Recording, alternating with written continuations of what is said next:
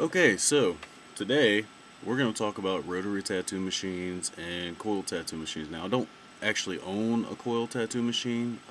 That's mainly because I just don't use them.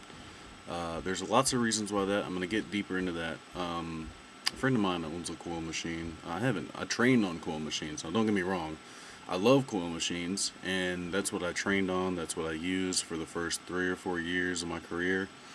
And then it got to a point where they're really expensive to maintain. You're always having to change out parts, tune them up, and you'll end up throwing like $1,000 at a $300 machine over the course of a few years. And it just kind of, I don't know. I'm just not willing to pay money on that when I have things I could spend money on that mean more to me. And when it comes to rotary tattoo machines, this right here, this is my Stealth. Let's see. Got a little. I need to clean it.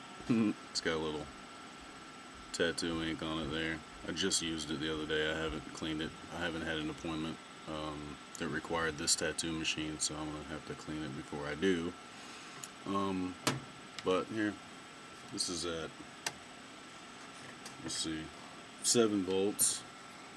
So if you can get a beat on that, and at 7 volts, you can see like the oscillation. If you look at the little bit of streaker reflection coming off of that, I'm not sure if this camera actually does it. We'll see it when I move like this. You see how it wobbles a little bit.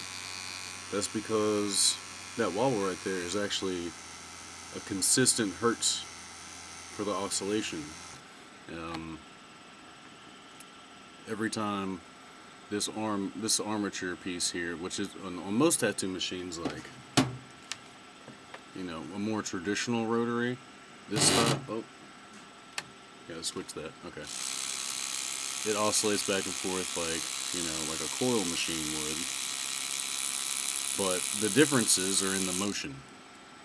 So if you look right here, see this thing spins around, right?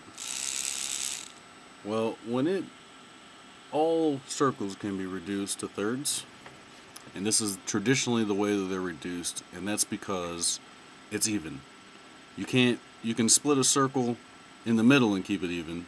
You can split it into quarters and keep it even. But a third is more efficient because you can even be a little off and it'll still balance itself. So this is why, most rotary systems of any kind are split into thirds. So and this right here is where the needle would terminate. This is the point in which the needle, which if you'll give me a second here, I'll just see. Do I even have any steel that's set up right now? Probably not. I don't typically use steel all that much. Oh, I do have one back here. This isn't the right type of fucking tube. I don't know what this is. This is a pin. Oh, I was doing a hand poke thing. I put together a hand poke tool. It's basically just a fucking pin. This is like a single use, I'd autoclave the steel. See, it's like a big pin, I think. See, yeah, big grip, stick grip, or whatever. Anyway, I doubt that this will actually fit. I can try. I'll try it. Fuck it. Whatever. Yeah, it's way too long. Let me get that out of there. Okay, that's not gonna work. I'll just sacrifice a disposable. I'm not gonna throw a grip on it or anything. Here we go. Actually, I already got one. So, for those of you that are unaware, you want to bend your needle a little bit, like so. You want to give it just enough room that arch can fit down into the tube, and it doesn't really touch the top. But when you strap it down with a rubber band or in a clip or whatever type of implement you use to strap down a needle, see if we can lean back and just drop that in there, and then we'll loosen this vise a little bit, loosen it up, cram her back, rotate that on. Okay. Now I don't have. Let's see. This machine actually has an incredibly long throw. It's a 5mm throw. and I'll show you in just a second. I don't have a rubber band. I don't use this thing very much, so I don't really keep rubber bands. And when I do keep rubber bands, I got teenagers that run around this house and they steal my fucking rubber bands. So I'm gonna.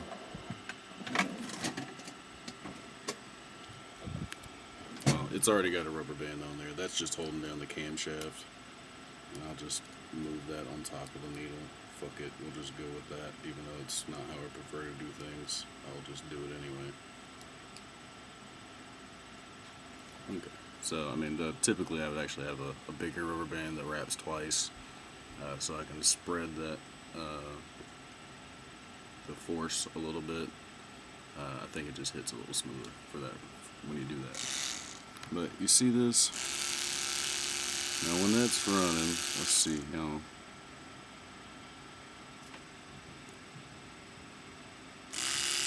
the focus kind of sucks on this thing, but that's okay. It's just it's an iMac. What can I say? But you see this long throw on that?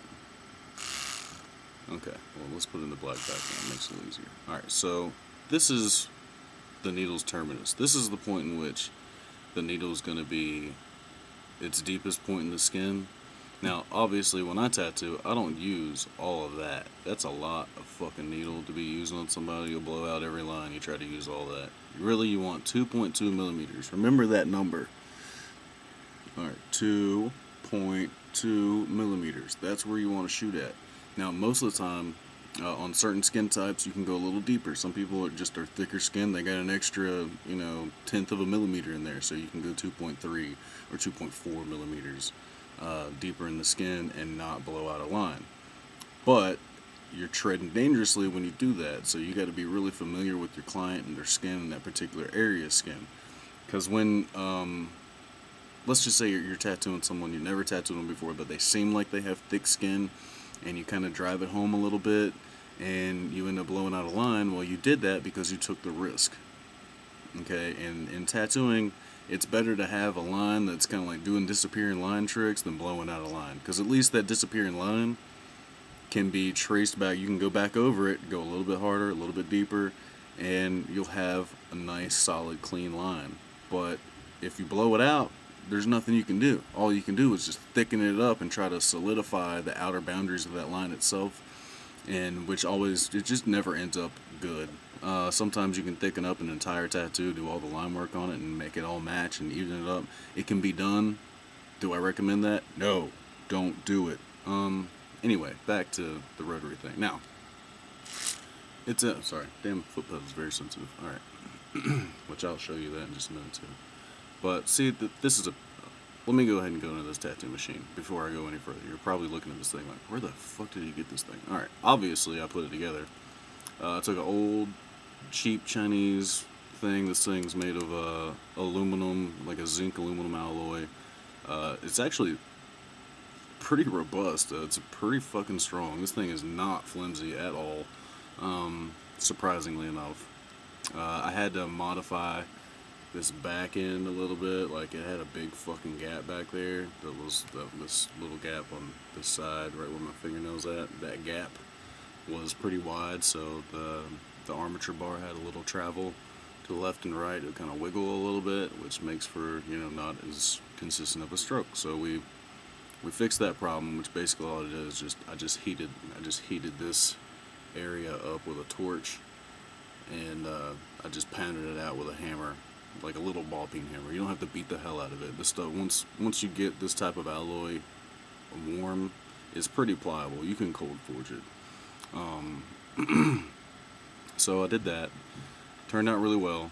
This machine, like, let's see if I can even that up for you. Now see, like, you can't, through the camera, you can't tell if that thing's even moving or not, but it is indeed moving. So, like, you can see this thing hits pretty straight. It hits it almost as straight as a coil machine does. It doesn't hit that straight. Let's be honest. The coil machine uses a spring. It does not deviate. So that if you put something on a hinge, it's never going to hit as straight as as a spring allows you to hit. So it's got a little deviation, but that deviation does not carry to the tip. This thing actually hits really smooth, really strong. This is actually a Senko motor. This particular, you can kind of read it there a little bit, I guess, on the bottom of the motor. These motors, they used to be really quality motors, and that's why I got this motor. It's a vintage motor. This one came out of a batch from 1980, and it actually runs really smooth. It's brushless. It does have a core. It's got, I think, 20 nodes in it. It's a 14 wrap. So if you know anything about motors, the more wraps that you have will increase efficiency, but not necessarily speed. So like if you get, say, now I used to build RC cars, so some of you that might be in the RC car world, you might know a little more about this than your average tattoo artist that's into rotaries. Like if you have an 8 wrap coil in a motor, like whether it's brushed or brushless, doesn't really matter. The commutation's a little different, but the setup is basically the same. But if you have that many wraps, the magnetic frequency going through the coil produces a larger and more powerful magnetic field because the coil itself is a bigger coil. So that it's the same amount of copper in this motor as another motor that's the same size. But if the wraps are different, that means the magnetic field is different. So if you have less wraps, that means each coil is bigger. And when each coil is bigger, it produces a bigger magnetic field, so you get more torque. It just produces more torque. It's not going to produce more speed necessarily. Now a bigger coil can handle more temperature fluctuation. You can actually overclock it a little easier with more wraps in the coil, so it won't heat up as quickly, and it's not going to damage the motor as quickly. So you can overclock it for a longer period of time than you would more numerous coil number for a tattoo machine or any kind of electric motor. That's kind of how they work. So this right here is a 14 coil or 14 wrap, but it's a single direction. This is, like I said, it's brushless, so it's a single direction. The commutation and then the sensors are all just built into this thing. It's hardwired together. You can't take this damn thing apart. There's no taking it apart. This motor was designed to drive a tape at a very consistent speed. It came out of a tape player. I think it was a Panasonic. One of these. It's just little. Like it was probably this big. Little radio. And I took it out of the radio. Didn't need it for the radio anymore because I just put I hardwired some auxiliary to it. It looks good. It's still vintage. It's solar powered.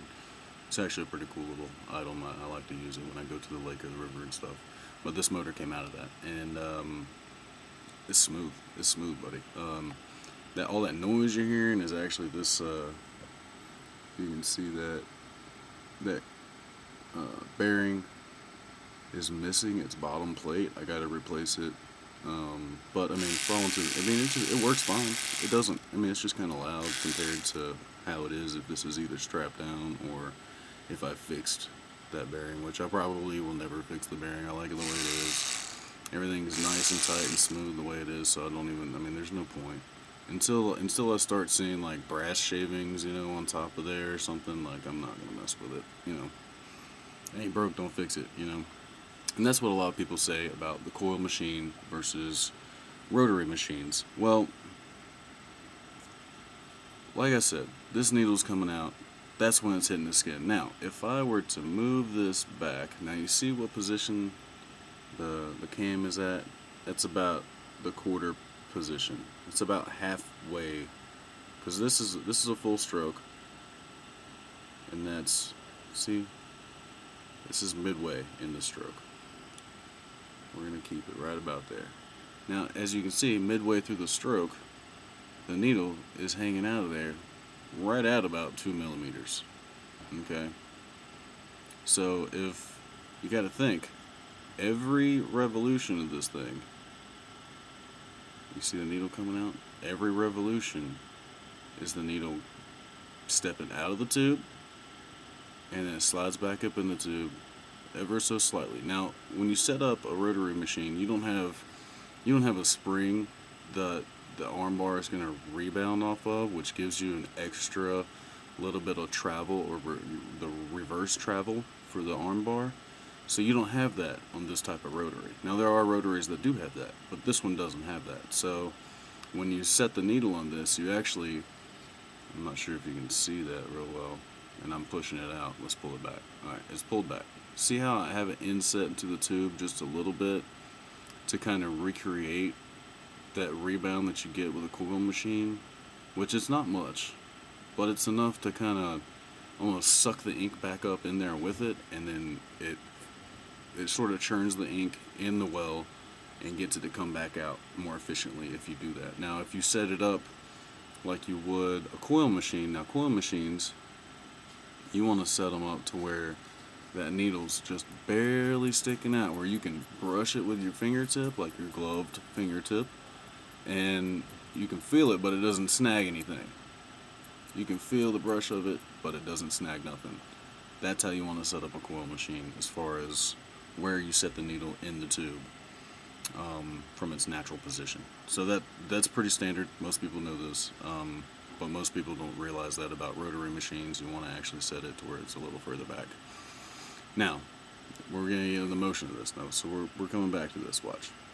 Okay, so I'm about a halfway through the stroke. It's sticking out about that far.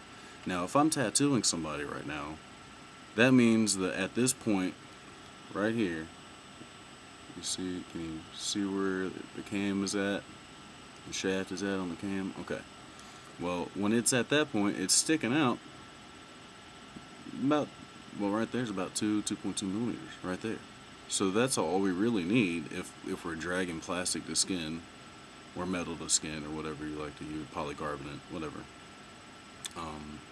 Personally, I like the polycarbonate ones, but I'm not sacrificing my polycarbs for a fucking YouTube video. Not happening. Sorry, those things are expensive. It's like $2 a fucking piece. Alright. I'm cheap. If you can't tell, I'm super cheap. But yeah. So, in a coil machine, you have out and you have in. There's not much in between. Now, when that arm bar on a coil machine, I'm going to use this eraser pencil as an idea of that. So when it comes up, when it approaches that coil, it's going to slap the coil, right? So just slap the coil every time. That's how it's going to happen. Slap the coil. Boop. Slaps the coil. Now, if you've ever taken two magnets and stuck them together, it's like, snap, right? They speed up until the moment that they actually contact each other. That's when they stop. Obviously, they have to stop. But until they make contact, they're actually speeding up. Okay?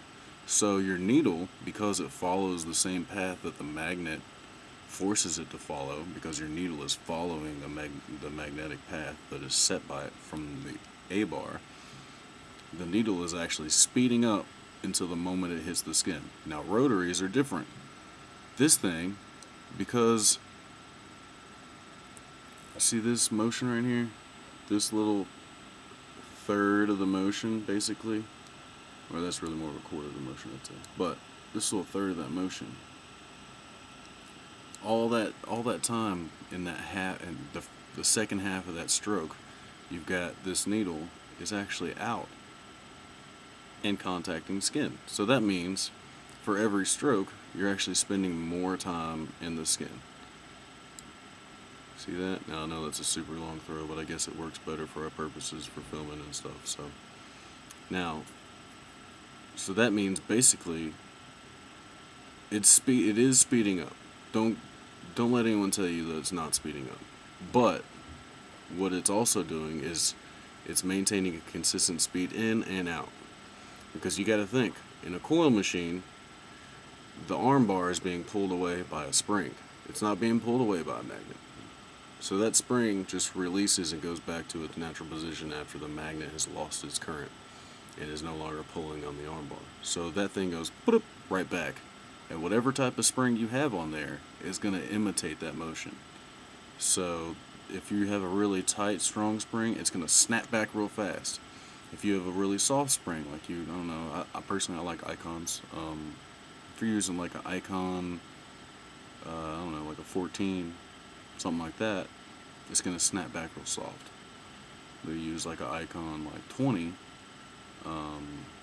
Oh wait, I'm sorry, I got that backwards. See how long it's been since I used the coil? The 20s are really thin.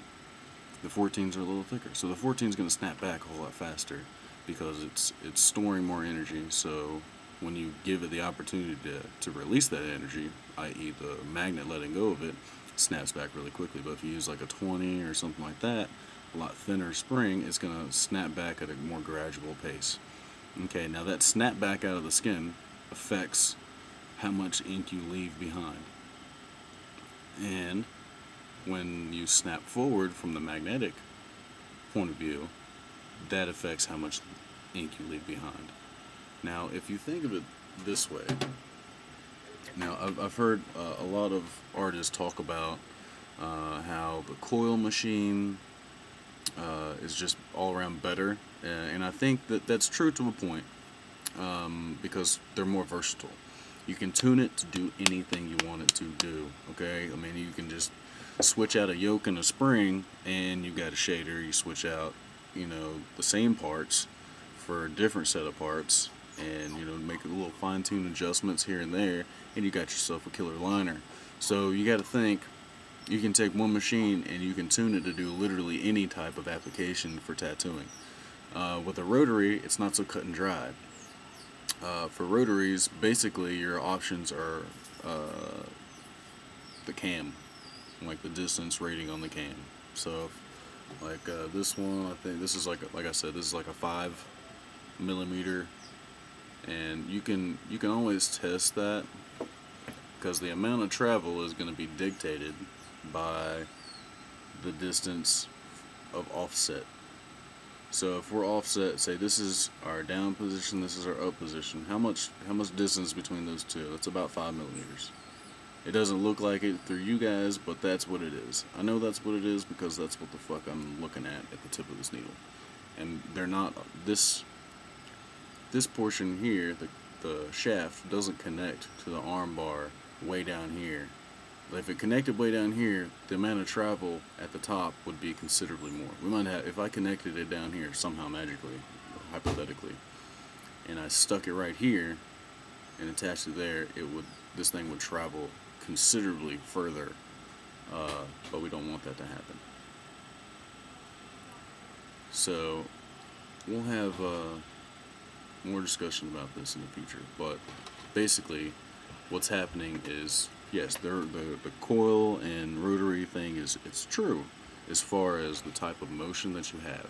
When this thing is when the needle's on approach, it is indeed slowing down momentarily. But here's the kicker: if I have this machine, which this is a 12-volt motor, so, and I don't like overclocking it. It's old, but that's how fast it's moving at 12 volts. Now, if I hook up and if I tune a coil machine properly, between 3.7 and 5.2 volts is about the range that I would be wanting to run my machine at, because I don't like them to heat up and I like my power supply. I don't want to burn them out, because a lot of people may have this tendency, hey, I'm just going to run my coil at 7 fucking volts for, a 5-hour session, and oh man, my power supply burned out. You don't wonder why, you fucking idiot. Alright, anyway. You don't want to run it at that high voltage unless you got the coils that can take it, and that requires, you want to pair like $50 coils if that's the case. If you're going to be doing sessions like that and running voltage like that, sure, by all means go for it, but that's your money, buddy. You can burn it if you want. Alright. But this thing is moving at about the same speed. So yeah, I have to put more voltage to it, but hell, it's not affecting my fucking power bill. Who cares how much voltage I have to put to it to get the same performance out of it? Now, when it's moving fast like that, my hand speed, I can move my hand as fast as I would with a coil machine. That's what most people are coming down to. They're like, this whole rift, this schism in the industry about how the coil machine, it just hits faster and more consistently with lower voltage. And honestly, who gives a shit? This thing hits actually more consistently because I don't have to match the spring motion with the magnetic motion, because they're two different things. They're associated with each other, but they are two different things. When a magnet or a spring under its own power is different from a spring under a magnetic power, obviously. So you have a more consistency of motion. This motion is, what do they call it? Cylindrical motion. A cylindrical motion. But that cylindrical motion, which is happening here, is being converted to linear motion here. So the nature of the motion itself changes, but because it's being converted, it will mirror what's happening. Okay, so if that makes any fucking sense to anybody, thank you for understanding. I'll try to explain it a little better for you. Now, I've heard some artists out there talk about linear motion versus cylindrical motion, or rotational motion, whatever you want to call it. There's multiple names for it. They all mean roughly the same thing, so we'll just go with cylindrical motion for now. Now, if I take something like this is a pencil. It's a glittery pencil. If I take it and I rotate it, that is cylindrical motion, correct? Now, if I take that cylindrical motion and I somehow, let's see, grab whatever, it doesn't really matter. Anything will work.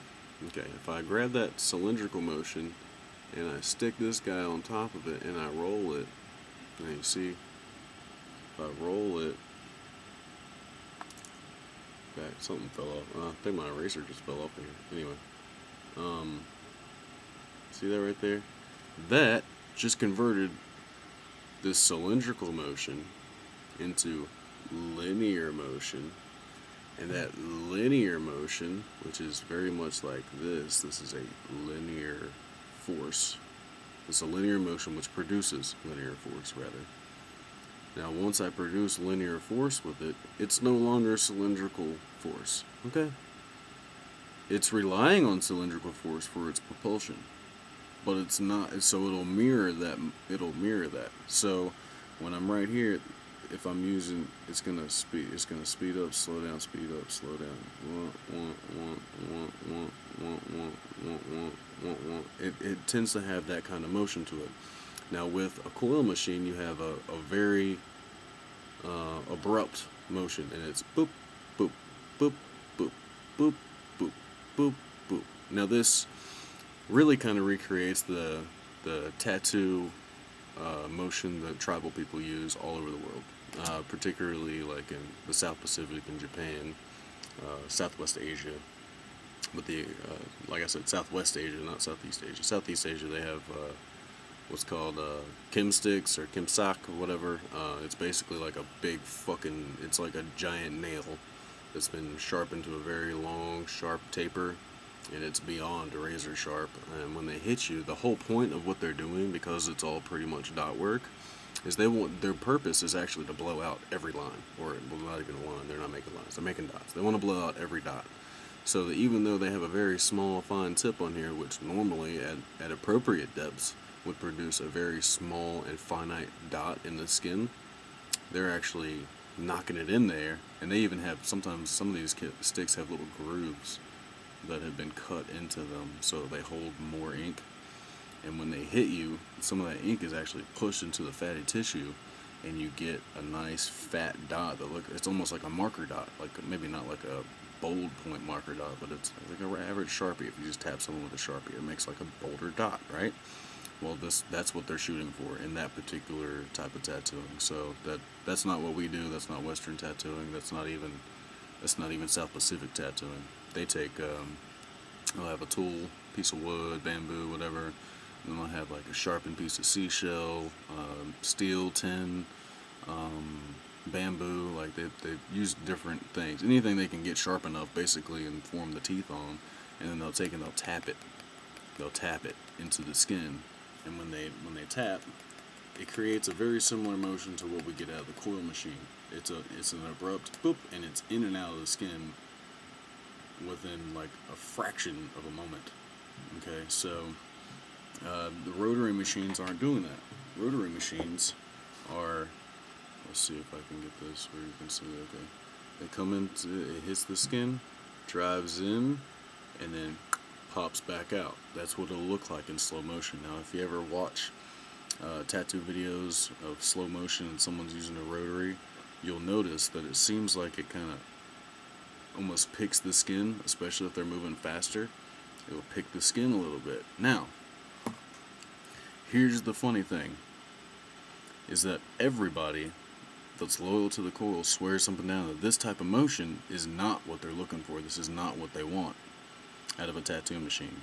They want a very abrupt in and out motion that's going to leave a minimal amount of ink in the skin so that they have the option to add more as they want, and it smooths everything out. That makes sense. I like it. It does make sense.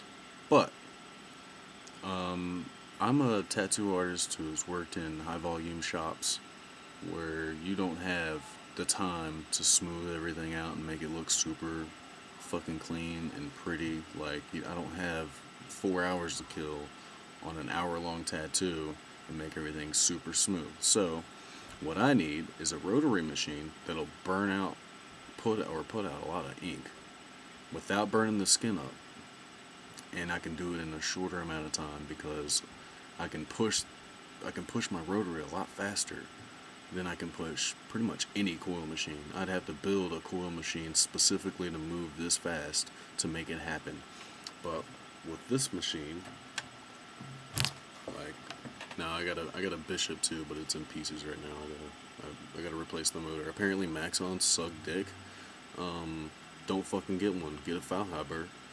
Or I had it on my phone. There was this other company that makes some pretty great motors. I've tried them out in the past. Let me see. I'll pull up a screenshot. I just want to make sure I have this. But I mean, check that out while I look this up real quick. It's pretty cool. But yeah, hold on. Device folders, screenshots. There we are. Okay. So there's a couple cool manufacturers out here. This one is the Porterscop. That's who they are.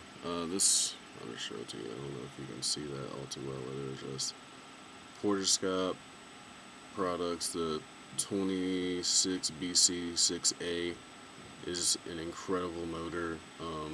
I recommend it to anybody. It's fairly inexpensive too. I think it's like $70 plus shipping and handling, which is not bad at all for a motor of its quality.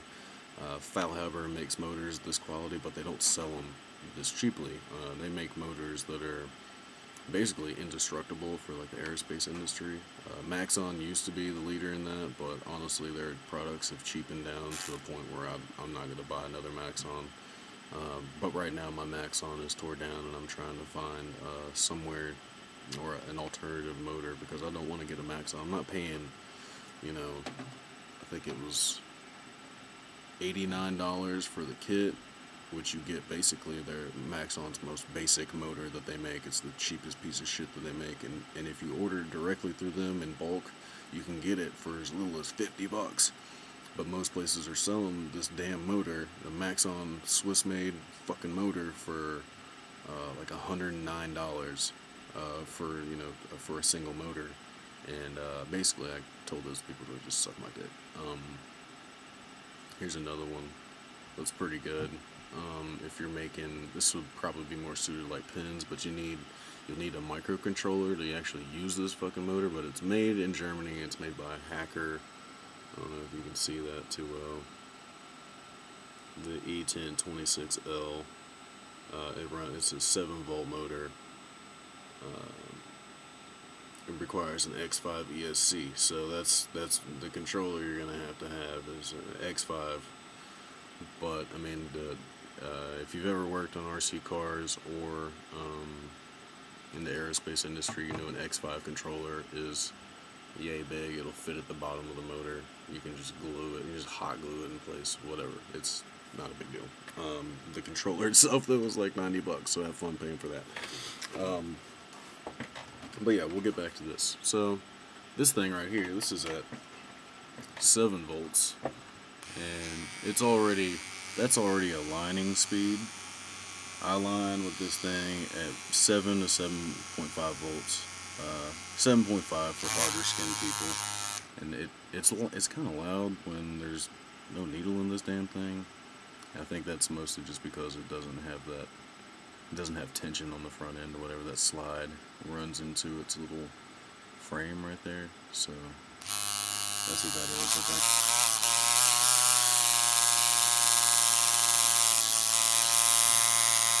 So yeah, that's at 8.6 volts.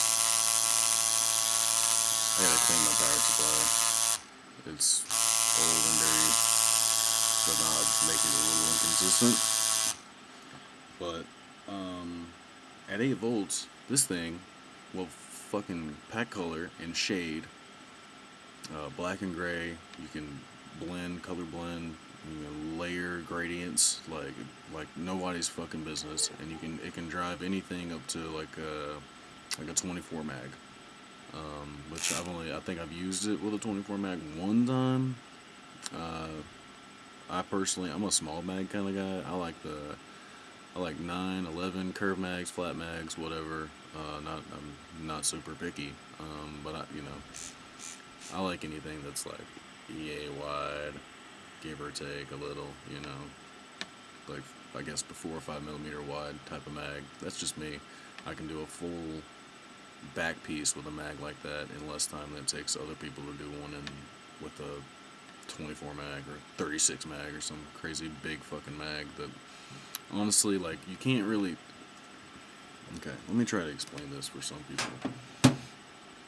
Okay, when you stretch the skin, most people stretch the skin, they'll use like an anti-pitch motion or pinch motion, where they kind of do this number along the skin, and they'll kind of spread it with their forefinger and their thumb along their left side. This is if you're a righty. I'm a righty.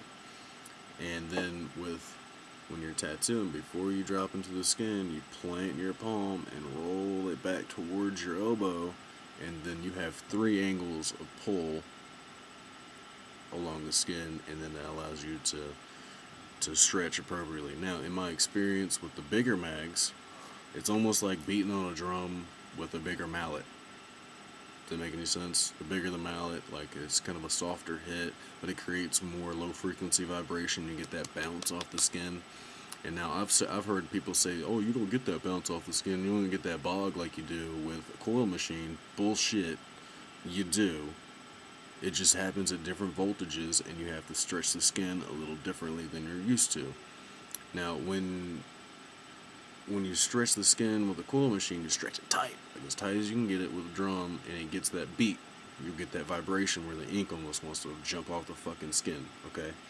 Now, if you use a coil machine, or a rotary machine, you get that when you're not pulling quite as tight. You don't have to pull as tight. That's what people are understanding about the rotary. It's like, oh, it doesn't do as good work. Well, you're pulling the skin too fucking tight.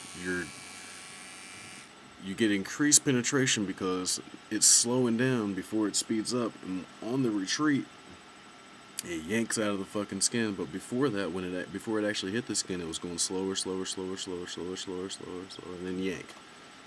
So you got to think that, yeah, it might be less trauma for the skin because you're getting because it's slowing down, it actually increases accuracy. That's what people don't understand. When that needle is slowing down on the approach to the skin, it is increasing its individual accuracy.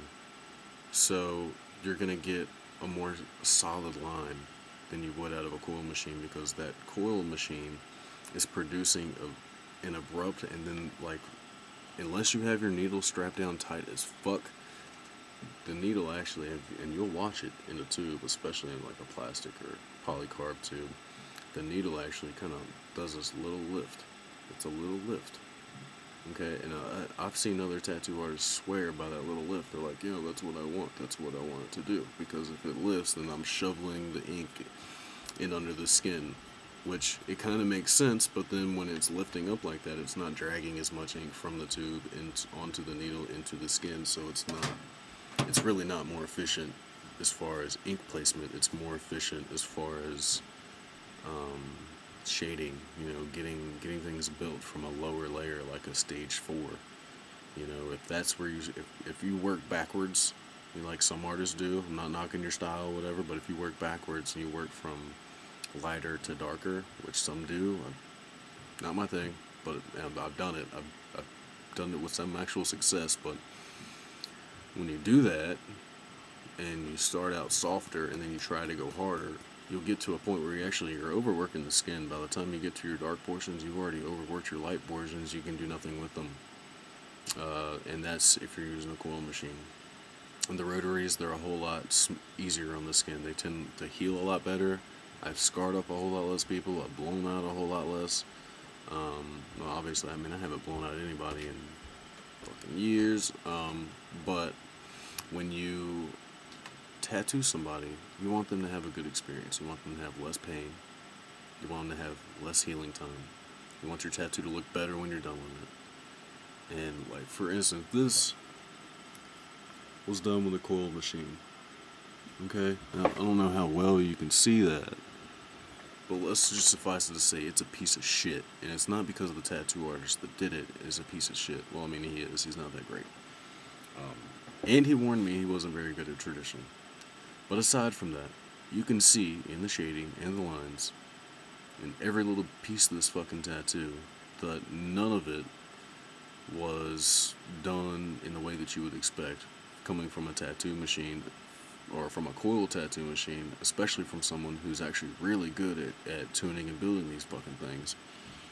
This guy can he can make a coil machine purr like a kitten, dude. I'm not kidding. He can hook it up, run it at 4 volts on the fucking dot, and it will outblast any coil machine that I've ever touched or seen or anyone else used in person. You know, I can put them up next to anybody's coil machine, run at the same voltage, and it will hit harder, but still somehow smoother and more consistently than anybody else's. And he builds his own machines. He's really good at it. His name is Jared Grimm. He builds great machines. Look him up. He's on I don't know, Instagram or whatever. Jared, Jarodgrimm. He's not a bad artist. He's an asshole, but he's not a bad artist. But yeah, look him up if you want, like, you know, I guess like that kind of neo-trad, fucking new school kind of. I don't even know what the hell you would even call his style. Honestly, he kind of blends some styles together. He's not bad though. He's, you know, but this didn't happen well. Not only am I a little bit tough-skinned, but he had to really drive it home to get in there, which kind of fucked up his consistency, and it was difficult for him. I think a lot of that was, like I said, you have to stretch the skin really tight with a coil machine, and with the rotary, you don't have to. It seems like you don't have to stretch quite as. You still have to stretch, but you don't have to stretch like you know, a snare drum. And it seemed like, you know, I got kind of flabby. I'm not, like, you know, fat. I'm not skinny either, but, you know, I got a little loose skin or whatever. I used to be a really fat guy, so he had some difficulty stretching the skin, so that created some issues for him.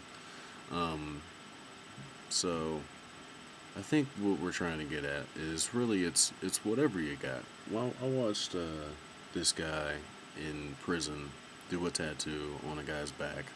And he did it with, you know, your good old-fashioned jailhouse, like, you know, button on a cassette player motor and a fucking ballpoint pencil with the ballpoint knocked out, a sharpened guitar string, or hell, I don't even know what the hell it was. I think it was like a bed spring that had been heated up and straightened out and sharpened or whatever. Anyway, long story short, he did one of the most realistic and amazing tattoos I've ever seen, at least for black and gray, on somebody.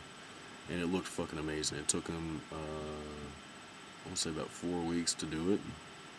So granted, you know, a single needle, you don't, you know, kind of not exactly a time saver, but you can do it. Any type of, you know, whether you have one of these bad boys for $300, or you build one of these, for which I think this thing cost me maybe $40 to build, you know, whatever. It doesn't matter what it is. If it'll drive a fucking needle, you can produce something, because you, as an artist, are somebody who is able to create something from little or nothing. Okay? You can take soot, charcoal, India ink, and make something beautiful out of it. Now, should you do that? Will it last? Is it really what the industry is calling for? No. It's not by a long shot. But it is something that people need to understand, is that artistry comes from within the human, and it's not in the equipment that we use. Sure, equipment can make things easier on us. They can make it where we can do things more efficiently. We can do them cleaner. Um, but when it comes down to it, it's all up to you as the artist to make things happen, make really good things happen. And everybody owes it to themselves to kind of explore this. If you have any kind of interest in tattooing, just explore it, man. Just have fun with it, because that's what it's all about. There's a lot of people in this industry that are like, oh, we got all these newcomers, and they're just gonna make our coil machines stop working or something. I don't know what the fuck they're all so upset about. I mean, you want to use a coil, use a coil. I know plenty of younger guys that are just starting out. They're starting with a coil because they know, because someone told them, someone like myself or someone else told them, that you need to use a coil machine to learn who you are as an artist.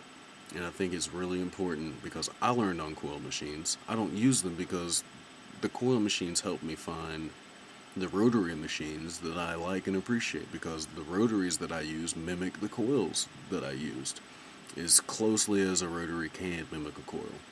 But all it does is just take out the maintenance issues and the tuning and all that good stuff. You know, I had a $300 coil, I had a $400 coil, and a $500 coil. I figured I could staircase step it up like that, and it would work out to my benefit. It didn't. But the biggest difference you're gonna have between a $10 cheap Chinese coil machine and say a $400 coil machine is going to be the materials that were used to create it. The grades of steel, the grades of copper, and the grades of brass and or copper, and sometimes even bronze. Now, if it's just the grades of the material. So if you get, now most of the frames are going to be made of the same shit. I mean, they're going to, well, not, I'm not going to say most frames are made of the same shit, but they're all going to be made of fucking steel, Damascus steel, iron. There's even some, made out of aluminum and stuff like that. Personally, I don't like the aluminums unless they're really thick and bulky, because they just transmit too much vibration. They don't dampen vibration very well. But aside from the, you can go get a cheap Chinese frame for $6 off of, like, I don't know, a website, whatever, DHgate or some shit. You have to wait 4 months to fucking get it, but it's going to cost you next to nothing. Order one of those things, and then you can go get some coils, some good coils from like Lucky Tattoo Supply or something like that. Someone that's reputable. I wouldn't recommend Monster Steel. Worldwide's got some good coils, but they also got a bunch of shitty ones too. If I had to say anyway, I think Lucky's probably got the best coils. They make their own in-house coils. They use really high quality materials to do it. You might pay $50-$60 for a pair of coils, but they're worth it, because they're going to last, and they're going to last. They're not just going to get hot, fuse, and, degrade. The magnetic field's not going to degrade on them very quickly, so I recommend them for that. But you have to learn on a coil machine, because it's going to tell you, once you figure out the whole building and tuning portion of that, then it's going to tell you, like, where you are as an artist, like, what can you do with what you got. And then, because once you're able to kind of increase your efficiency as far as the machine itself, that'll kind of help you kind of follow your machine's capabilities. And once you got a machine, or rather a set of machines that all, in one way or another, they encompass the full scope of what tattoo machines are capable of. Once you have a set like that, then as an artist, that you've made it to the point where you can use all these things. You can do anything that a tattoo requires of you.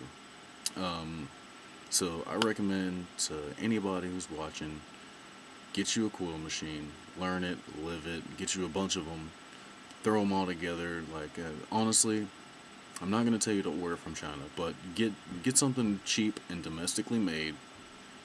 A bunch of, just like, you can get like a 5-pack of frames off of eBay that some American dude that spent his time machining this stuff out in his garage or something like that. Get some of that shit. Support the little guy, because they need it. Get some of that stuff, put them together, have fun with it, create, watch other videos, talk to other tattoo artists. If you can get an apprenticeship, great. Don't fucking pay for a tattoo apprenticeship. Don't do it. Don't ever pay for it. Don't go to fucking school for it. There's not a fucking school for it. Yeah, okay, there's a school for it, but it's not a fucking school for tattooing. I'm sorry, it's not. That's an art school that incorporates tattooing. It's not a tattoo school. Okay, that's bullshit. Real tattooing happens with real people in real fucking shops, and people learn how to fucking tattoo on actual people, usually on each other. You know, you have a tattoo artist and a couple apprentices under that tattoo artist. They tattoo each other, and they have fun doing it, and they learn more from it than tattooing fucking fake skin and oranges and grapefruits and doing all and spending a bunch of money during the process. So what, you're gonna spend all this money to experiment with something you don't even know if you actually even fucking like it. And there's shops and schools out there charging as much as 10, 20, 30 grand to learn how to fucking tattoo. I was apprenticed at the older shop in Raleigh, North Carolina, for free. I did it for sub sandwiches. Like, I used to run a sub shop underneath a tattoo parlor, and that's how I got my foot in the door. Was I would give them drinks and subs, you know, either free or discounted, for them to teach me how to fucking tattoo. Okay? And that's how it fucking works. You gotta bring something to the table. Yeah, a lot of shops, they just want a shop bitch. They just want someone to fucking clean up all their shit and reorganize and make things look nice and polish the countertops and shit. That's because they don't want to fucking do it. If you're a shop owner, shop manager, lead artist, whatever, you don't want to fucking do that shit, because chances are you're too busy to do all that stuff.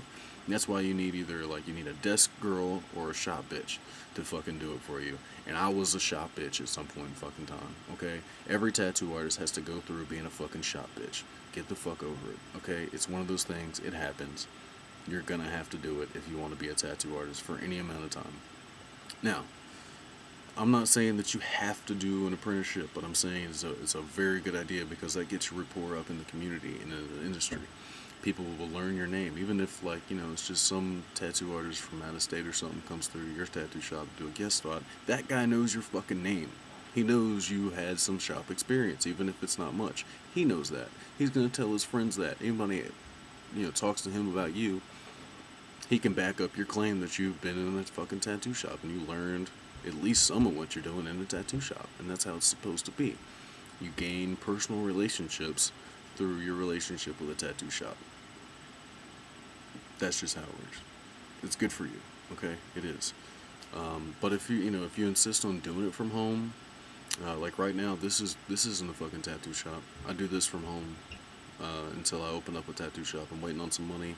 I'm gonna open up a tattoo shop very soon, but I'm still permitted in my county and in my state, which my permit actually, we got like another month left on that, and then it looks like I'm gonna have to shut down until I can actually open up a tattoo shop.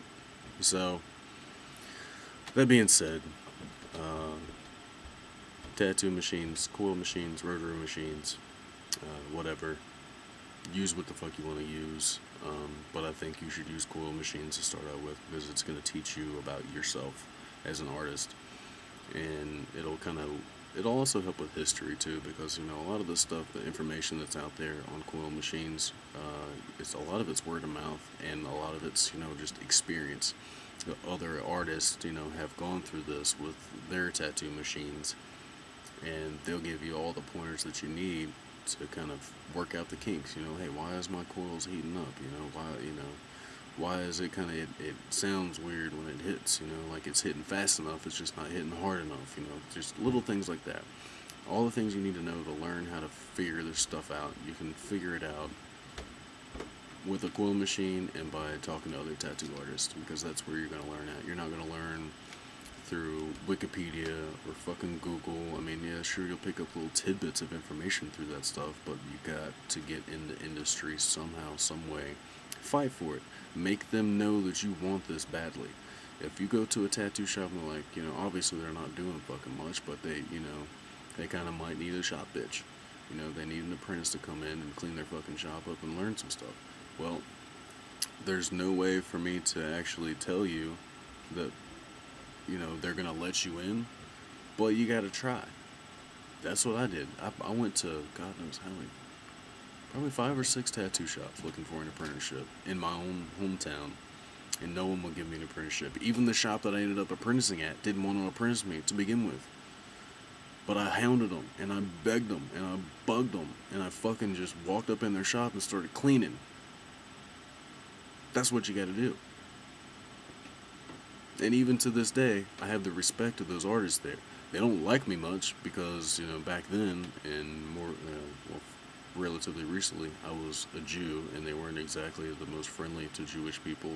They were kind of like the white neo-Nazi Aryan nation types or whatever. I'm not going to put any names out there or anything like that, but I mean that's not how they are anymore. That's how they were back then. This was over a decade ago. So now they've chilled out. They're a lot more respectful and not nearly as bigoted. So I think they just kind of figured out that all people are people. People are awesome. Whatever the case may be. I'm not Jewish anymore, but that was kind of my experience, and I hope that some of you can learn some stuff. Hopefully, maybe we've explained some things to you. Now, let me go back over one more thing real quick before I cut this out. If you hear a tattoo artist tell you that coil machines produce linear motion and rotary machines produce what was that? What was that fucking word? Not centrifugal force. I can't think of the damn word. I need to quit smoking pot. Fucking cylindrical force. That's the one. Cylindrical force. The coil machines produce linear force and rotary machines produce cylindrical force. No, that's not true. They produce linear force. This is linear force at work. It's being driven by cylindrical force. Just like this one. Driven by cylindrical force, but it produces linear force. Now how can I say it produces linear force? Even in a direct drive tattoo machine, the needle itself is ran down a long tube, which is in a line, and it forces the tip, basically where the needle makes contact with the tube, because otherwise it's really just freely in there. But when it makes contact with the tip and it saddles right here, this becomes a focal point, or the fulcrum. And this fulcrum focuses the cylindrical force that's created by this, and then there's linear force created here, but it's still got a little travel. But then that creates the linear force. Here's linear force. You see how it travels in a straight line?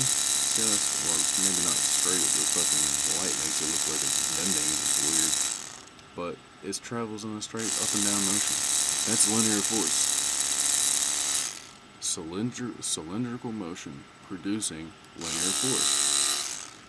Simple shit. You don't have to be a high school fucking or a college magna cum laude or anything like that to figure this shit out. You don't have to have a doctorate in engineering to figure this shit out. I don't even have a certification in engineering. I'm a college dropout. But I know that. It's pretty simple. You're just converting force right there. That's all it is. Simple stuff. So yeah, maybe we learned some things about coil machines. We learned some things about rotary machines. The jury's still out on which one's better. I think it really just comes down to the artist itself. What do you like? What responds to your hand motion better? What can you see better with your eyes? The needle motion, all that kind of stuff. So, and when it comes down to it, what works better for you? I've had tattoo machines that were total shit. I think we're hitting that damn thing. Some of these were just total trash, and it wasn't because the engineering wasn't sound. It wasn't because the physics didn't work. This is because they were just shitty fucking machines. They just didn't work as good as they could have based on their merits as far as the idea itself. So there are some not all tattoo machines are created equal, obviously. You want something that's going to have, a very smooth and consistent motor in it. If you have coils, then you're going to want to have, good coil composition. So you gotta think about this stuff and really put your heart and soul into it and force yourself into a tattoo shop for an apprenticeship. Just fucking do it. You're out of excuses. What's that? All I hear is fucking excuses right now. Oh, this tattoo shop won't limit. Fuck them. Fuck them. Walk up in their fucking shop. Start cleaning. Now look, son of a bitch. I'm here to learn. I'm here to fucking learn. And you're gonna make me learn something. Or I'm gonna make you teach me something. That's it. Just go do it. Have fun. Love you guys.